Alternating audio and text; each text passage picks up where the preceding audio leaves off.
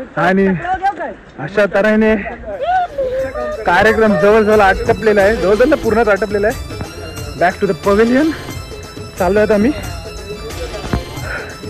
अथक परिश्रमानंतर पाण्यासोबत खेळून आता आम्ही चाललो आमच्या घरी.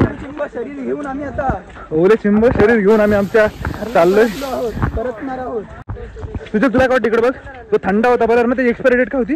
जरा नाही तर दीपकच्या तोंडावर फेस आला असता. काय बोलतोस काय, कारण की त्या थंडाची एक्सपायरी डेट संपलेली होती. आता मी थंड घेऊन चाललोय दुकानामध्ये. दुकानदार सांगतो की जर काही जास्त चुकी झाली तिचा विष बाधा होण्याची शक्यता होती. अक्षरशः एखाद्या गावाचं भवितव्य धोक्यात आलं असतं.